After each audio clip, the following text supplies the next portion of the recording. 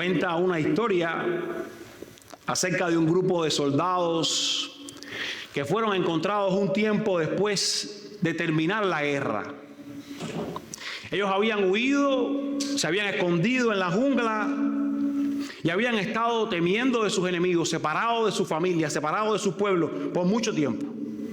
Solo habían atendido a sus necesidades primordiales, solo estaban concentrados en sobrevivir, pero habían perdido todo contacto con el mundo exterior de tal manera que no se enteraron que la guerra había terminado, que se había pronunciado una amnistía y que los del ejército contrario podían salir, no iban a ser presos, nada iba a pasar con ellos. Simplemente podrían regresar a sus casas libres. Y cuando llegaron a buscarlos allí, cuando los encontraron, estas personas se rehusaron a ir con quienes les estaban dando la libertad para regresar con su familia. Ellos sospechaban que podía ser alguna trampa o que simplemente estaban buscando su rendición para llevarles presos. Ellos no iban a salir de su escondite, ellos se seguían escondiendo. Y la noticia que podía haberlos aliviado de sus tensiones, la buena noticia de que podían volver a casa con su familia, la buena noticia de que no tenían que estar escondidos, la buena noticia de que podían ser libres, verdaderamente para ellos era demasiado buena para ser verdad. Aquellos soldados no habían hecho nada para ganar el perdón, no habían ni siquiera pedido salir de allí, pero estaban en condiciones de ser aceptados nuevamente para estar entre los suyos. Todo lo que tenían que hacer era salir de aquella jungla, de aquel bosque donde estaban escondidos, aceptar aquella amnistía que les estaban proponiendo y retornar a sus casas con sus familiares. Y cuando pensamos en esta ilustración, yo pensaba en cuánta gracia Dios ha derramado al permitirle al hombre tener paz con él. El hombre ha sido enemigo de Dios, es enemigo de Dios si no es mediante Cristo que puede lograr esta paz. Y cuán grande regalo celebramos nosotros hoy con la obra de la resurrección, al saber que esa paz Cristo la ha logrado, que el hombre puede ir a donde Dios. Ahora, aún con lo grande de la obra de la cruz, hay muchos que quieren vivir de espaldas a esa obra de la cruz. Aún cuando la paz se ha logrado, hay muchos que quieren vivir de espaldas a esa verdad y mantenerse ahí en su jungla. Y este capítulo 10, de hecho, que estuvimos leyendo la semana anterior, nos enseñó cómo Dios no hace acepción de personas, cómo el evangelio es predicado ahora a judíos y a gentiles. Así que el capítulo 11 contiene la explicación de Pedro a la iglesia de este acontecimiento, de este suceso. Se vuelven a repetir una serie de datos que se habían dado en el capítulo 10.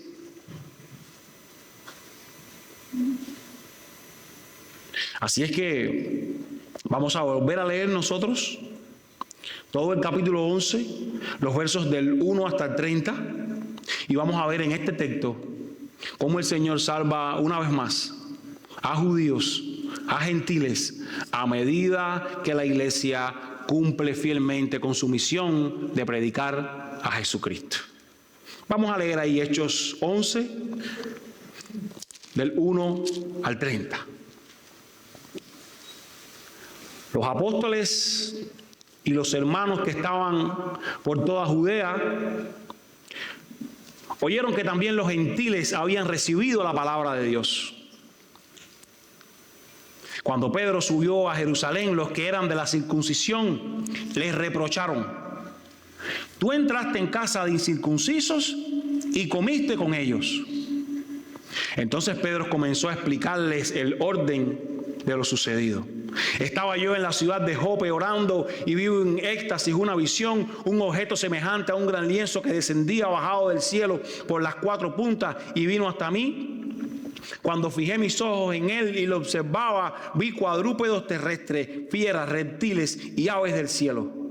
También oí una voz que me decía: levántate, Pedro, mata y come. Pero yo dije: de ninguna manera, Señor, porque nada impuro o inmundo ha entrado jamás en mi boca. Pero una voz del cielo respondió por segunda vez: lo que Dios ha limpiado, no lo llames tú impuro. Esto sucedió 3 veces y todo volvió a ser llevado arriba al cielo. En aquel momento se aparecieron 3 hombres delante de la casa donde estábamos, los cuales habían sido enviados a mí desde Cesarea. Y el Espíritu Santo me dijo que fuera con ellos sin dudar. Estos 6 hermanos fueron también conmigo y entramos a la casa de aquel hombre y él nos sentó y él nos contó cómo había visto al ángel de pie en su casa, el cual le dijo: envía unos hombres a Jope y haz traer a Simón, que también se llama Pedro, quien te dirá palabras por las cuales serás salvo tú y toda tu casa. Cuando comencé a hablar, el Espíritu Santo descendió sobre ellos, tal como lo hizo sobre nosotros al principio. Entonces me acordé de las palabras del Señor cuando dijo: Juan bautizó con agua, pero ustedes serán bautizados por el Espíritu Santo. Por tanto, si Dios le dio a ellos el mismo don que también nos dio a nosotros, después de creer en Jesucristo, ¿quién era yo para poder impedírselo a Dios? Al oír esto, se calmaron y glorificaron a Dios diciendo: así que también a los gentiles ha concedido Dios el arrepentimiento que conduce a la vida eterna. Ahora bien, los que habían sido esparcidos a causa de la persecución que sobrevino después de la muerte de Esteban llegaron hasta Fenicia, Chipre y Antioquía, no hablando la palabra a nadie, sino solo a los judíos. Pero había algunos de ellos, hombres de Chipre y de Cirene, los cuales al llegar a Antioquía hablaban también a los griegos, predicando el evangelio del Señor Jesús. La mano del Señor estaba con ellos y un gran número que creyó se convirtió al Señor. La noticia de esto llegó a oídos de la iglesia en Jerusalén y enviaron a Bernabé a Antioquía, el cual cuando vino, vio la gracia de Dios, se regocijó y animaba a todos para que con corazón firme permanecieran fieles al Señor, porque era un hombre bueno y lleno del Espíritu Santo y de fe, y una gran multitud fue agregada al Señor. Bernabé salió rumbo a Tarso para buscar a Saulo, y cuando lo encontró, lo trajo a Antioquía. Y se reunieron con la iglesia por todo un año y enseñaban a las multitudes, y a los discípulos se les llamó cristianos por primera vez en Antioquía. Por aquellos días, unos profetas descendieron de Jerusalén a Antioquía, y levantándose uno de ellos llamado Ágabo, daba a entender por el Espíritu Santo que ciertamente había un gran hambre en toda la tierra, y esto ocurrió durante el reinado del emperador Claudio. Los discípulos, conforme a lo que cada uno tenía, determinaron enviar una ayuda a los hermanos que habitaban en Judea, y así lo hicieron, mandándola a los ancianos por mano de Bernabé y Saulo. El Señor salvando a judíos y a gentiles a medida que la iglesia cumple fielmente la misión de predicar el evangelio de Jesucristo. La iglesia cumpliendo con su misión, el Señor salvando a las personas. Y como dije, este texto nos narra 2 historias que están muy conectadas. Un Pedro que está explicando y defendiendo su participación en estos eventos, en los versos del 1 al 18. Y otra, la fundación de la primera iglesia gentil, la primera iglesia no judía. Así es que, mirando la primera parte, ahí te va mi primera enseñanza de esta tarde, extraída de este texto. Glorifiquemos a Dios porque su gracia ha sido extendida no solo a nosotros, sino también a otros. Este fue el punto al que llegaron aquellos judíos. Ese es el punto que cuando lo aplicamos a nuestra vida tenemos que llegar también nosotros. Debemos glorificar a Dios y no molestarnos como suelen hacer algunos, porque Dios ha hecho una obra no solo en nuestra vida, sino también en la vida de otros. Si usted mira el capítulo 11, tome su Biblia en su mano. Versos del 1 al 3. ¿Qué estaba pasando aquí? ¿Qué pasó aquí? Los judíos cristianos Tenemos que partir de allí. Son judíos, pero no son de estos fariseos o de estos judaizantes enemigos, sino que eran judíos que habían sido convertidos al cristianismo. Oyeron lo que había pasado en casa de Cornelio. Recuerde, para usted hoy es muy fácil asumir este hecho de que gentiles se suman al pueblo de Dios, pero para ellos era algo escandaloso. Y ellos se preguntaban, ¿cómo es posible que esta gente haya recibido la palabra de Dios? Así es que Pedro viene a ellos. Específicamente nos dice el verso 2 que a los de la circuncisión, o sea, aquellos que eran judíos cristianos, que por tanto estaban circuncidados desde el 8º día de su vida, quizás algunos más grandes. Estos que estaban convertidos, que eran cristianos, estaban reprochando a Pedro, porque Pedro había entrado, verso 3, en casa de aquellos gentiles, en casa de aquellos que no eran judíos, que eran incircuncisos, que no se habían circuncidado, que no habían cortado el prepucio de sus miembros masculinos, y Pedro había comido con ellos. Esto les reprochaban. ¿Cómo te mezclaste con esta gente? Explícanos. Y a manera de aplicación nosotros tenemos que pensar en lo fácil, en la disposición tan rápida que nosotros tenemos para juzgar algo sin conocerlo. Esta gente, sin conocer todo lo que estaba haciendo, rápido se avalancharon sobre Pedro a juzgar. ¿Qué haces con ellos? Les reprocharon, aún entendiendo y todo su contexto. Y es que a veces nosotros, aún lejos acá, criticamos cosas que ni conocemos, cosas que hemos quizás oído toda la vida que son así, pero no nos hemos detenido a observar que quizás mi hermano, el otro, tenga razón en lo que está hablando. Necesitamos nosotros preguntar, escuchar, aprender, responder con una cosmovisión bíblica para poder comprender cómo finalmente llegaron ellos a glorificar a Dios, aún con algo que en un punto de partida no entendían y estaban reprochando. Ahora bien, debemos detenernos aquí para no ser injustos tampoco con estas personas, porque el tema de la circuncisión era fundamental para la forma en la que ellos entendían el antiguo pacto. Fundamental. Si usted va hasta Génesis conmigo, Génesis 17, los versos del 9 al 14. Génesis 17, los versos del 9 al 14. Usted encontrará allí que dijo además Dios a Abraham: tú pues guardarás mi pacto y tu descendencia después de ti por sus generaciones. Verso 10, 17 Génesis. Este es mi pacto con ustedes y tu descendencia después de ti, y ustedes guardarán, todo varón de entre ustedes será circuncidado. Será circuncidado en la carne de su prepucio, y esto será la señal de mi pacto con ustedes. A la edad de 8 días será circuncidado entre ustedes todo varón por sus generaciones, asimismo el siervo nacido en tu casa. Salto al verso 14. Pero el varón incircunciso, que no es circuncidado en la carne de su prepucio, esa persona será cortada de entre su pueblo, ha quebrantado mi pacto. Tenemos que entender por qué esta gente, con tanta vehemencia, con tanta agresividad, cuestionaban a Pedro. Pedro, ¿por qué has comido con ellos? Pedro, ¿por qué te has sentado con ellos? Pedro, ¿por qué has entrado con personas que son incircuncisas? No era un prejuicio judío injustificado como quizás el de otros que vemos más adelante, que se autodenominaron enemigos de la iglesia judaizantes. Querían obligatoriamente que los cristianos fueran como los judíos. Ellos estaban motivados por un deseo de pureza moral. Ahora bien, ¿cómo debieran pensar los cristianos sobre la circuncisión en el nuevo pacto? ¿Cómo debiéramos pensar nosotros acerca de la circuncisión? ¿Nos circuncidamos por obligación? ¿Nos convertimos en judíos por obligación? No. Nosotros no tenemos ese mandato. Mire usted, Colosenses 2, del 8 al 15. Colosenses 2, del 8 al 15.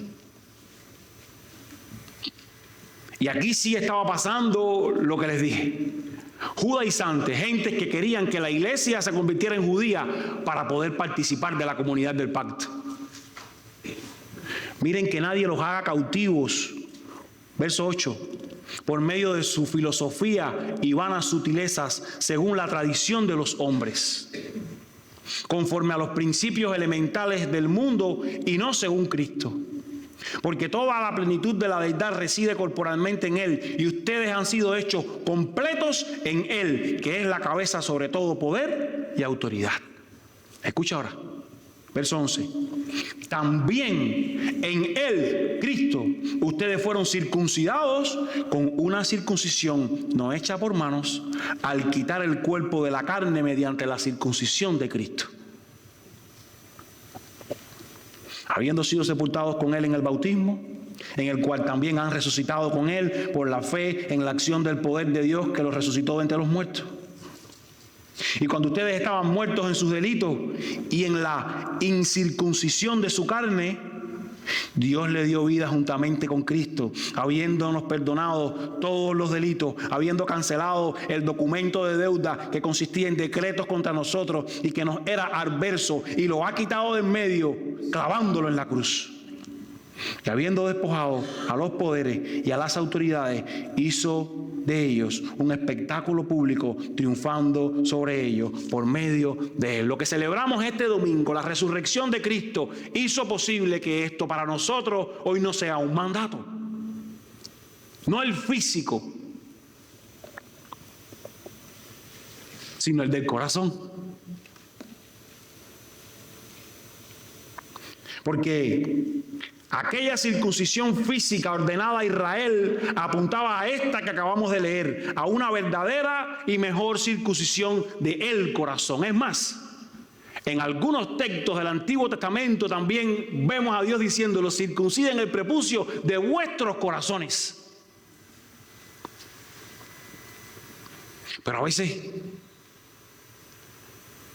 nos es más fácil cumplir con rituales para creer que podemos pagar a Dios. Y esta circuncisión del corazón denota separación del pecado, separación de la impiedad con el mundo. Porque un corazón que ha sido circuncidado por la obra de Cristo tiene que mostrar devoción a Dios y a los caminos de Dios. Y esta sí es para todos ahora que son cristianos. Es el deseo de pureza moral, algo que te describe a ti.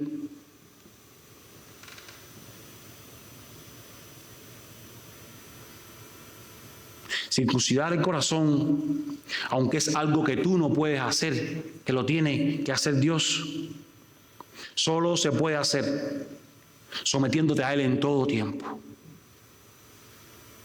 diciéndole a Él: por tu misericordia, hazlo.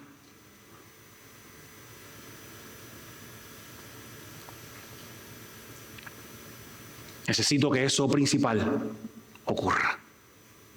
Más que un rito exterior, que verdaderamente pase en mi corazón. Porque conozco muchos, y no estoy hablando de nadie aquí, santos, entre comillas también, con su miembro circuncidado, pero lo entregan a pasiones pecaminosas. Yo circuncidé a mi hijo, no al 8º día, cuando tuve oportunidad, pero por una cuestión de salud, no por una cuestión religiosa, no por un mandato que tuviera. Ahora, tiene que llegar un momento en su vida en el cual él entregue su corazón a Dios para que su corazón sea verdaderamente circuncidado. Porque de nada vale un ritual externo. Entonces, en los siguientes versos, Pedro les explica a ellos qué fue hacer aquel hogar. Todo esto no lo vamos a leer todo, ya leímos esta porción. Pedro está explicándoles qué fue hacer allí aquel hogar, a ellos que le están pidiendo razón.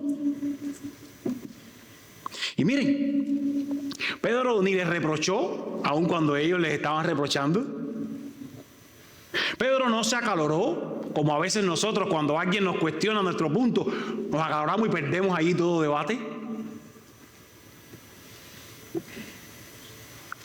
Pedro contó los acontecimientos, cómo ocurrieron. Comenzó a contar: yo estaba haciendo esto, tuve esta visión, aquel hombre también tuvo una visión, mandó unos hombres a buscarme, yo fui con ellos, el Espíritu Santo llegó con ellos. Ahora, mira el verso 16, mira tu Biblia. Mira el verso 16. Lo que Pedro hace que allá no había dicho. Dice Pedro: entonces me acordé de las palabras del Señor cuando dijo: Juan bautizó con agua, pero ustedes serán bautizados con el Espíritu Santo. Y ahora Pedro está avalando aquella experiencia espiritual con la palabra de Dios. Una vez más, regresando a la palabra. Pedro no solo dice: esto yo lo viví, esto yo lo experimenté. Pedro le pone verso, Pedro le pone texto, como algo que no puede faltar en sus sermones, en sus mensajes. La palabra de Dios. Esto me acordó a la palabra, a lo que dijo el Señor. Porque las experiencias espirituales, cualesquiera que sean, solo pueden ser explicadas por la palabra del Señor. Allí debemos encontrarle asunto, sentido, idea.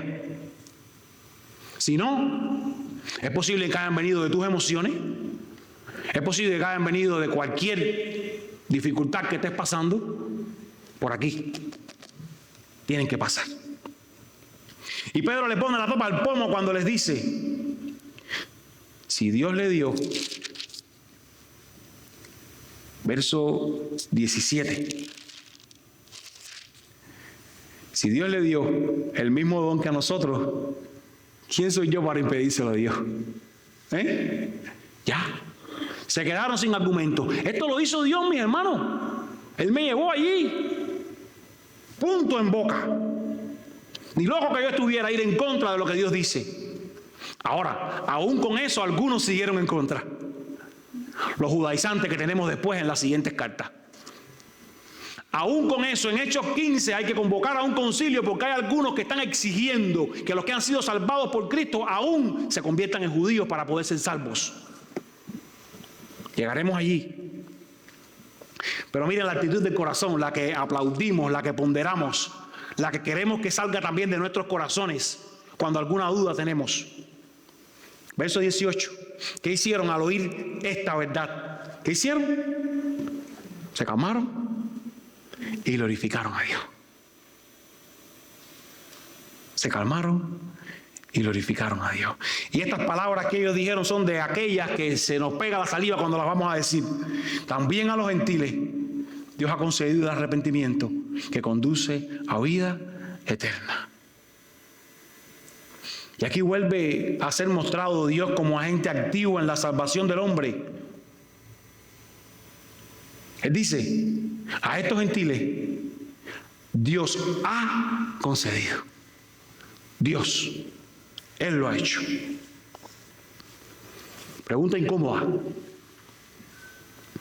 ¿cuándo fue la última vez que cambiaste de opinión sobre algo importante en tu manera de vivir al ser confrontado por lo que Dios dice? ¿Cuándo fue la última vez que dijiste: gloria a Dios, aunque no me gusta mucho esto? ¿Cuándo fue la última vez que viniste a Él diciendo: no lo entiendo completo, pero lo acepto, lo acato y te alabo? Tú eres Dios, ¿quién soy yo? Responde radicalmente con cambio a eso que la palabra te está llamando a hacer y que no está bien. Como hablábamos la semana anterior, acción, fue inmediato. Dios lo dijo, ahí voy a seguirle las pisadas a Dios, me voy a someter a Él para hacerlo.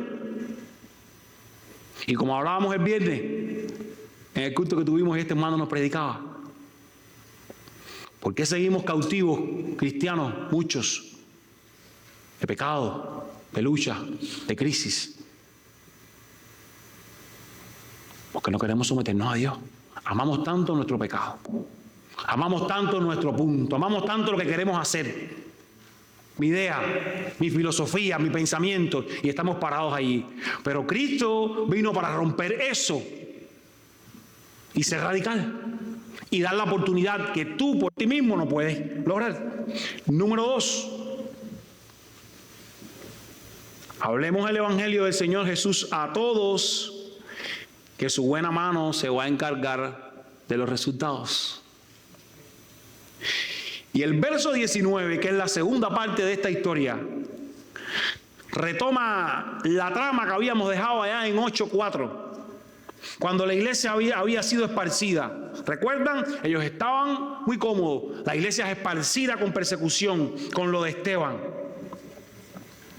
Y ahora descubrimos que aquellas personas llegaron hasta Fenicia, hasta Chipre, y Lucas los retoma y vuelve a contar.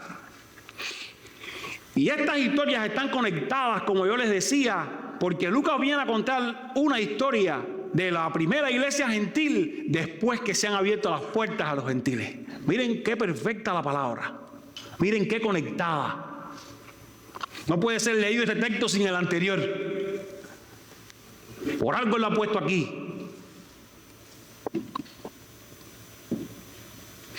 Y sin saber lo que había pasado allá con Pedro y Cornelio, a la par, lo que nos quiere decir Lucas, es que habían huido allá algunos, que por cierto era distante, y habían unos que predicaban solo a los judíos, ¿verdad? Verso 19, como debía ser, como ellos creían que debía ser, solo a los judíos predicaban. Pero había algunos que eran hombres de Chipre,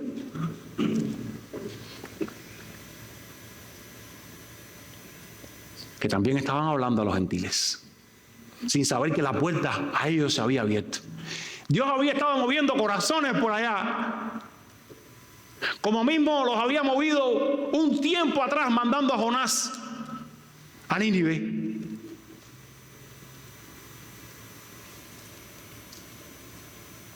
¿Y qué predicaban? ¿Qué predicaban? Una vez más. Verso 20. Predicaban aquellos griegos. ¿Qué hacían? El Evangelio del Señor Jesús. No hay más. ¿Cuál era el resultado? La buena mano de Dios estaba con ellos. Las personas creían, las personas se convertían. La pregunta es, ¿estás tú predicando este evangelio, como ellos, a todos, sin distinción? ¿Estás creando una cultura de evangelismo en tu vida más que un evento espontáneo en algún momento para compartir el evangelio? ¿Estás haciendo espacio en tu orden semanal, en tu casa, en tu dinámica, para que el evangelio sea escuchado por otros?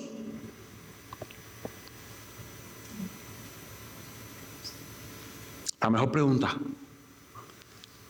¿lo has entendido? Y esta la vamos a hacer cada domingo aquí. ¿Has entendido el evangelio? Porque si después de estar 15, 20 años sentados en el banco de una iglesia no lo has entendido, sería muy lamentable. Y hoy estamos celebrando esa resurrección del que tiene poder para resucitar la mortandad que hay en tu corazón si no tienes a Dios.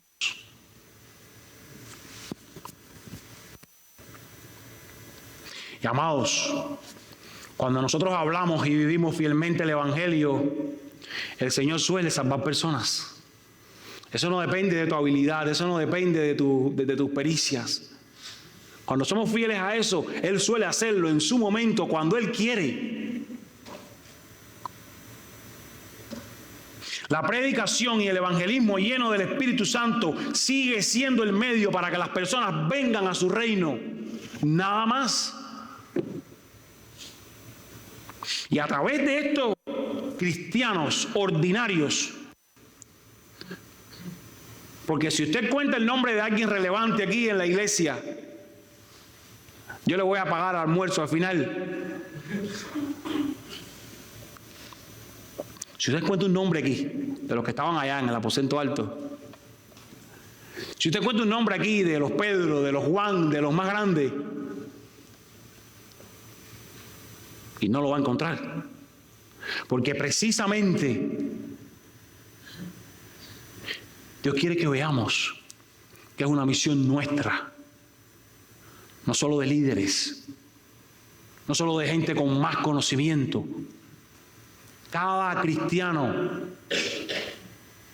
es puesto en un centro de trabajo, les da una profesión, les da un talento para que allí muestre a Cristo. Les da una familia para que allí muestre a Cristo y puedan salvarse donde quiera que estés.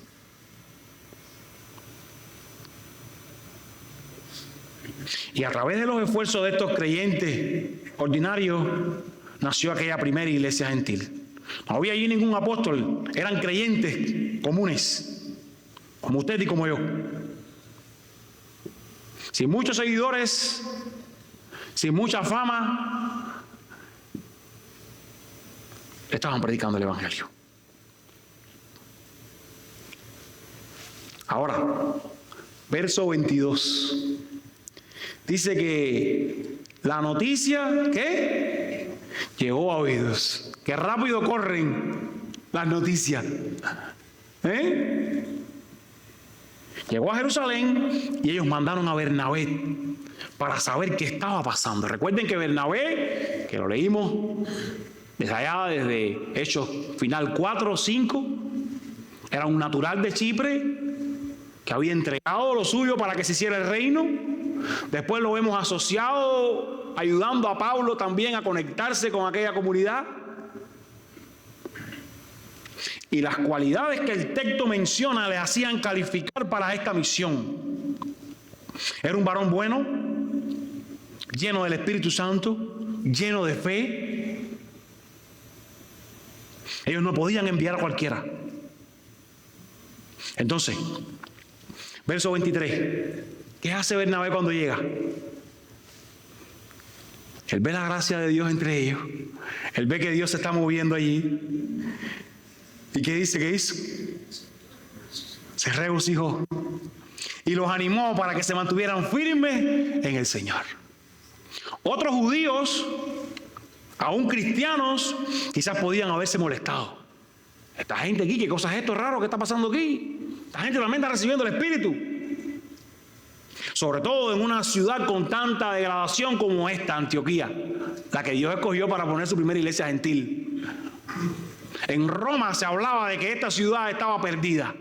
Habían poemas y todo de los historiadores de la época que hablaban de cómo Antioquía permeó Roma con sus cosas malas. Y este hombre llegó y vio la gracia de Dios ahí en medio de aquella maldad y se regocijó. Y les animó para que se mantuvieran firmes. Pregunta: ¿te gozas cuando ves la gracia de Dios derramada en otros? ¿Te gozas cuando ves a Dios salvar a esos inmirables? ¿Animas a otros a permanecer firmes? Y no a los que más te caen bien, a otros de los que debieran caerte mal, como estos gentiles eran para ellos. ¿Los animas a permanecer firmes? ¿Oras por ellos? Hablábamos en la clase de la escuela dominical con Emilio hoy de eso. Amor es una decisión, te guste o no te guste. ¿Te cae gordo? Métete para allí donde tienes que meterte, pero ámale.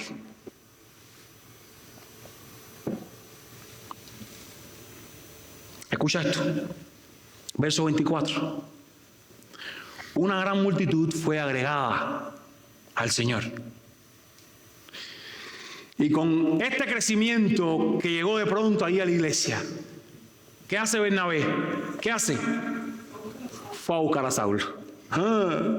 Yo no puedo solo, yo no sé hacer esto, voy a buscar al mejor maestro que por aquí tenemos ahora trabajando. Tengo que aprender de esto que voy a hacer. Solo no puedo hacerlo. Necesito a alguien que lo haga conmigo. Déjame buscar a Saulo. Esto es todo lo opuesto a autosuficiencia. Déjame buscar consejo. Déjame buscar ayuda. Déjame buscar instrucción. Déjame buscar a alguien que me acompañe. Y parece que Pablo se le perdió, que dice que tuvo que encontrarlo. Y cuando lo encontró, lo trajo. Y se quedaron enseñando en la iglesia por ¿cuánto tiempo? Los dos, 1 año.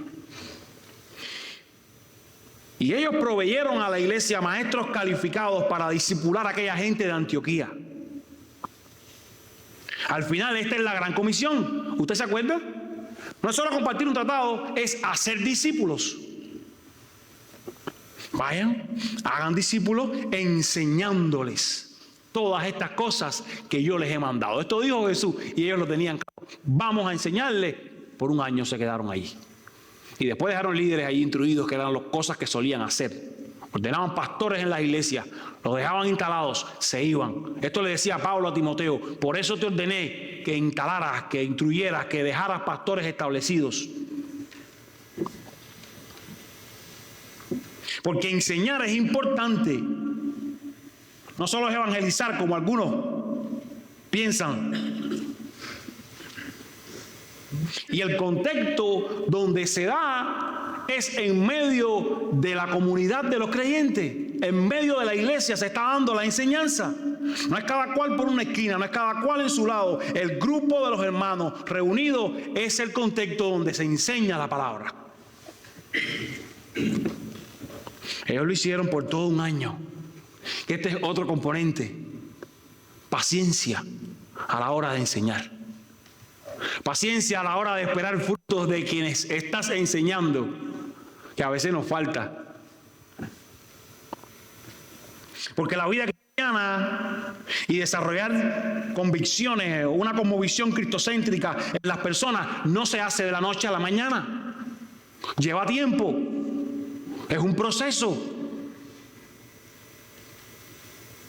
La santificación para cada uno de nosotros es un proceso lento, arduo.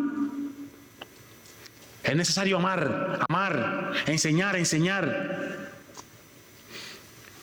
Y no desanimarnos cuando el trabajo parece lento, duro, arduo. Por eso me preocupo cuando no estás involucrado al 100% en nuestra comunidad, porque es allí donde eres enseñado, es allí donde eres cuidado. No en tu casa, viendo prédicas en YouTube. Es en medio de la comunidad, donde somos enseñados, donde rozamos los unos con los otros, donde podemos practicar estas cosas que hemos hablado. Hablemos del Evangelio nosotros. Su buena mano se va a encargar de los resultados. Al final del verso 26, Lucas nos da un detalle histórico. Dice al final del verso 26 que a los discípulos se les llamó por primera vez, ¿qué cosa? Cristianos en Antioquía. Y este término, que para muchos era usado en tono de burla, para los de afuera apuntaba a que este grupo pertenecía a Cristo. Los que juraban lealtad a Cristo, los que son de Cristo. Ese que murió en la cruz. Y así como los súbditos de Herodes eran herodianos, a aquellos discípulos se les llamó por Cristo cristianos. Y el hecho de que los discípulos fueran llamados cristianos muestra que la iglesia estaba ganando una identidad más allá del judaísmo. Ellos no eran judíos que se habían convertido al cristianismo, ahora eran cristianos.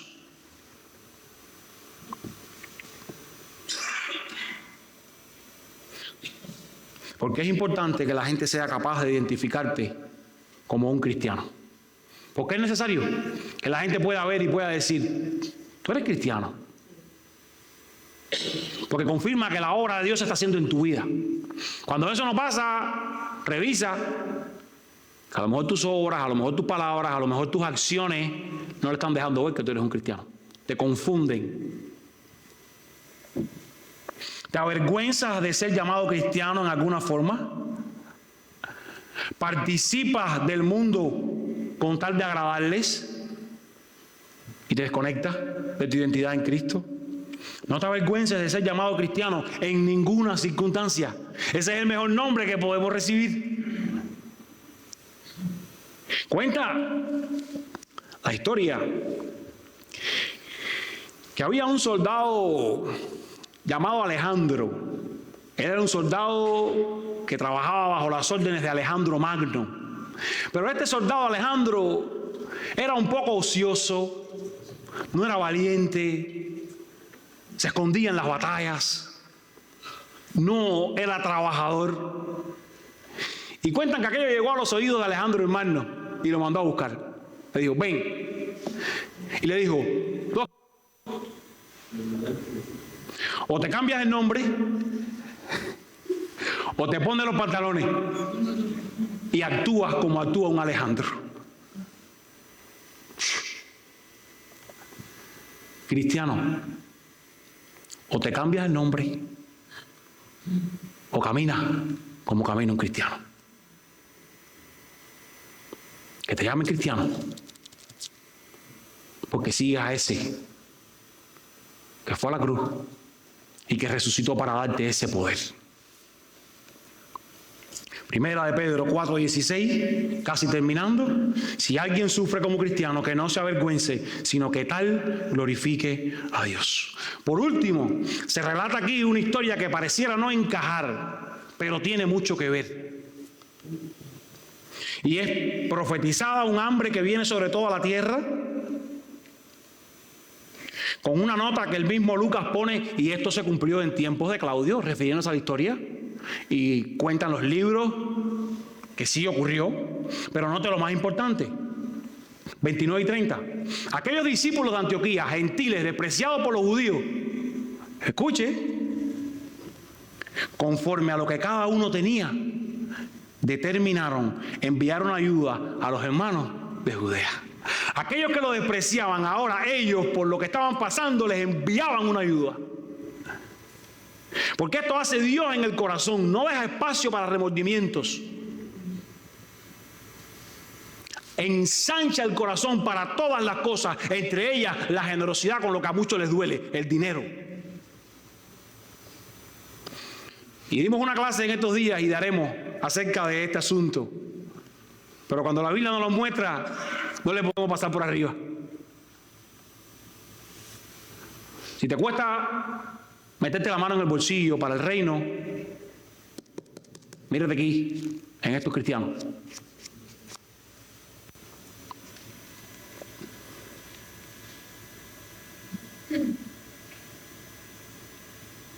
Ellos determinaron enviar esta ayuda, lo mandaron a los ancianos, a los líderes de la iglesia. Por cierto, es la primera vez que se menciona este cargo y se llevaría por mano de Bernabé y Saulo. Y se nos está mostrando una iglesia que está siendo enseñada, una iglesia que es fuerte, sana en doctrina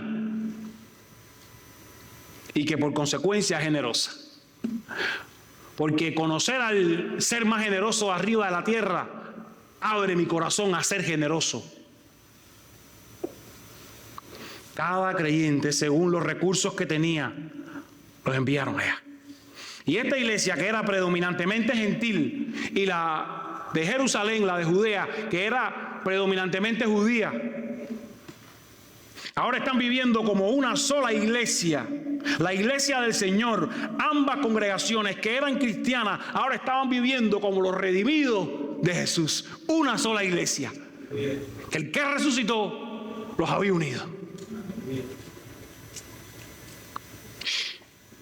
Y Dios podía proveer comida milagrosamente para esta gente en Jerusalén, pero no.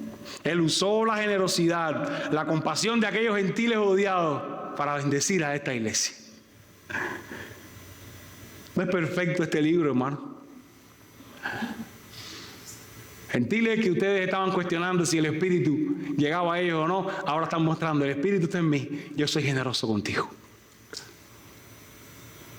La generosidad es una cualidad de aquellos que han recibido la gracia de Dios.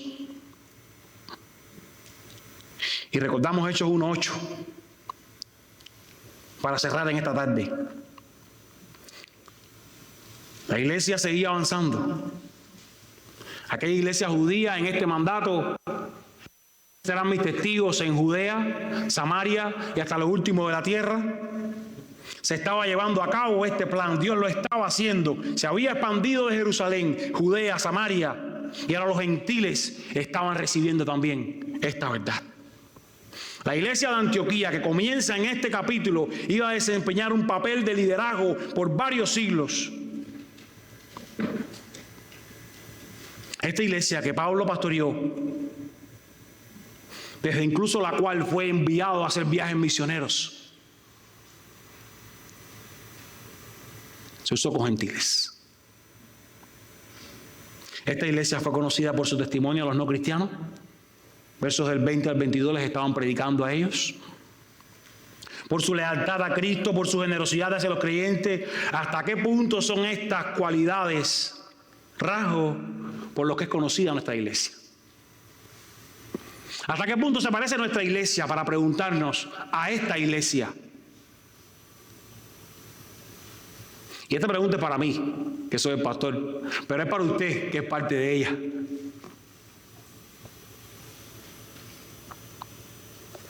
¿Hasta qué punto tú personalmente te pareces a esta iglesia? El Señor salva a judíos, gentiles, a medida que la iglesia cumple fielmente su misión de predicar el evangelio del Señor Jesucristo. Cumplamos esta misión.